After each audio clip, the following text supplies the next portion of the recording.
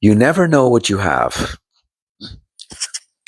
You never know what you have until it's either ripped off, if it's truncated, compromised, or taken away from you. You really never know what you have. You could spend a whole lot of years building up a whole lot of stuff. Stuff. Stuff equals stuffy, by the way. And some people get it will get it taken away through, let's say, a tragedy or a fire or something else happen, a flood. I mean, I've had a few instances. I know I was living these people's place, and I was the subjected to a flood in their basement, and I lost everything. Sure, they gave me some of the insurance money, and I was, appreciative and everything. But there's things I lost in that flood that couldn't be couldn't it could it was a hard time to find it. And some of the stuff I liked, I attach a certain value to it because of the kind of trouble I went to get it, right? So sometimes the best things that you'll have in your life is the investment you made on the value you attached to it, right? And some values that you are to attach yourself to are the values of peace, joy, and nothing worse than having someone ripping into your existence and start to project a whole lot of garbage that you know you're not. And see, all these things can work little by little in a state of erosion. And that's where I'm going down this talk today is about erosion. If you ever look at some labels of some stuff, I know about past, I know about now, but in the past they would have, and they would show like skeleton hands, and would say it's corrosive, right? So you would know enough that if you were to spray it and it touch your skin, it could basically eat away at your skin. So you don't want to do that. You get warning labels, right? And erosion is kind of like the same thing. To say it's like a drop of water dropping consistently on a rock. It will eventually erode the rock until it turns to sand or gravel over time, right? You never know what you have until you lose it, especially when it's done through erosion. The slow picking away at what is very important. Now, it's really important that you ask yourself what is truly important to you. Many years you live on the earth, you will absolutely realize like for me personally, I've learned that if you are living in a space with other people, you'll learn to appreciate in a very deep way how good it is to have your own space without having other people invading it, coming through the walls. By the way, in every respect of this world itself, there is something in this world that we don't see, and that's walls that are invisible. Okay? And those walls that are invisible, that is the walls that actually governs these walls that have gyprock up and so on and so forth. So where I'm going with this, there is no walls in the spiritual world. The kind of walls that are put up in the spiritual world are usually the kind that you don't see it, are the ones that are being projected at you. Limitations, people's invisible requests, a request for you to play a role in their existence. Okay? In your normal interaction with people, whether you're coming or going, you will meet different types of people, and those people will size you up. And in a few minutes to maybe an hour to a month, they will decide what kind of game they want to play with you. And you have no other choice but to enter into transaction mode with them because you see them on a consistent basis, right? The consistency of the movement of the invisible world between you and them are all aspects of erosion against what you value the most.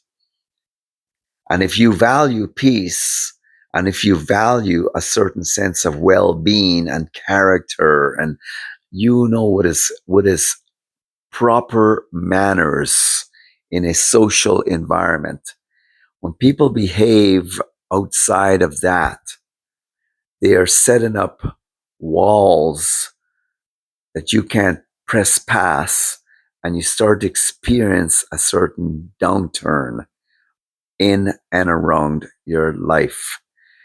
And for a long time, depends how long you're going to be there in any situation, the erosion slowly eats away at your life.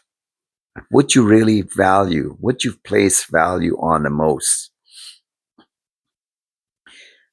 It could really affect you the most too, is that when you have a certain kind of work that you do, it starts to affect you. I remember I was living in one place, and it's a bachelor suite, and I really liked it. It was, I mean, it had all the, I felt safe, my own pad, I felt safe, you know. And my practices involve basically getting on my knees, praying to God. You know, I always watch shows that are positive, things that cause me, as the Bible says, about meditate upon things that are of good report and lovely and beautiful and so on and so forth. And I find that those attachments to that really plays a huge role in what starts to spiral from your life, or can I put a ripple out?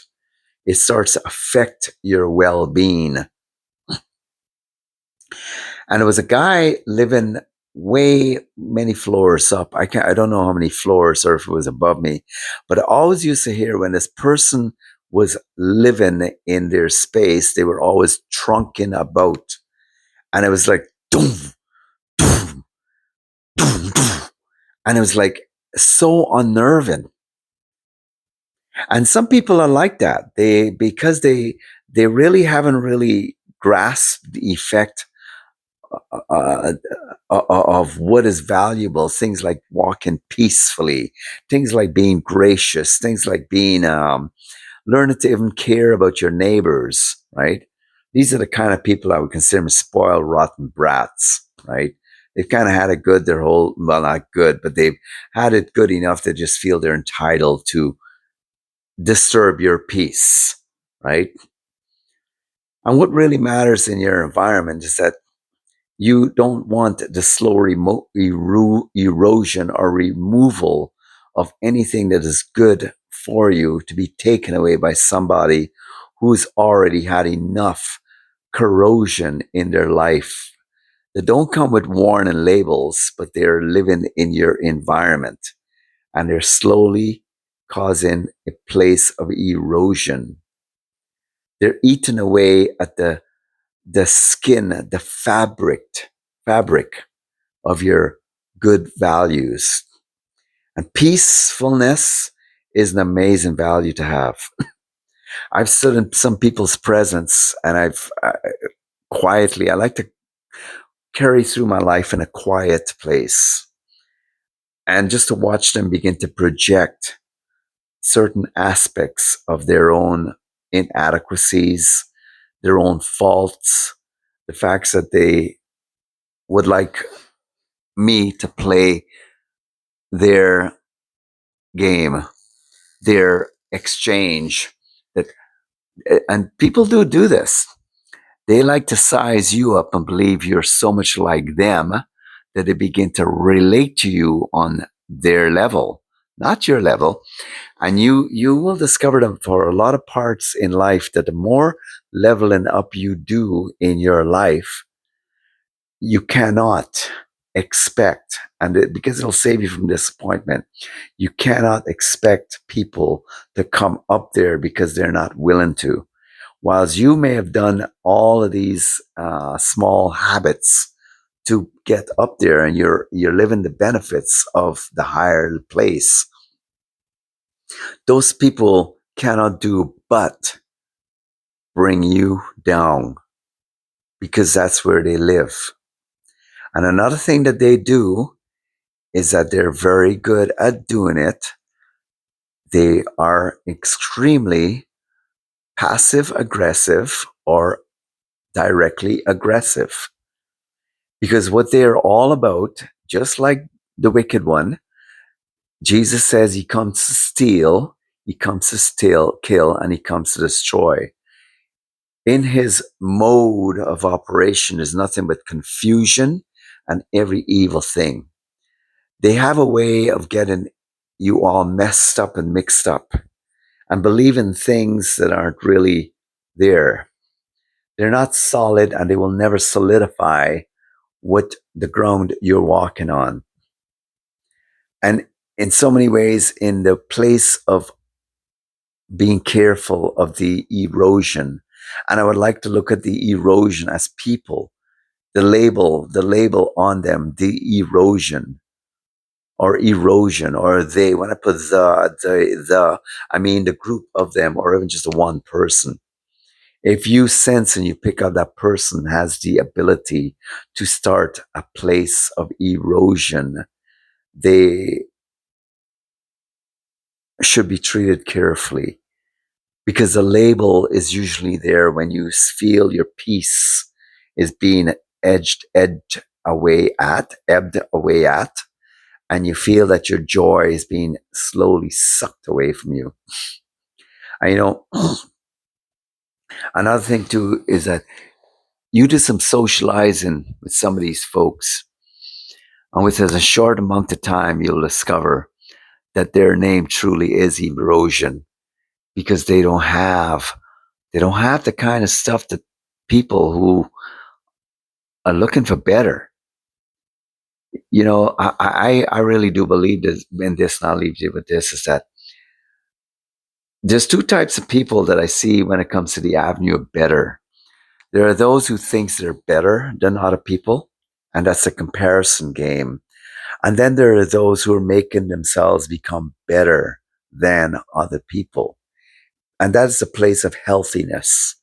That is learning to grow into a place of healthy and well-being, where you don't take yourself too seriously. You're not looking for a fight. You're not looking to be a contrarian. Everything needs to be picked at. Everything needs to be suspicious about. And you will notice these people, because their ability to eat away at something that is so simple of having peaceful relations is because they're looking to pick a fight with anyone who is peaceful. Have a good day. Do like and subscribe, and be careful of the erosion, because your values and whatever you hang tightly to really matters. Have a good day.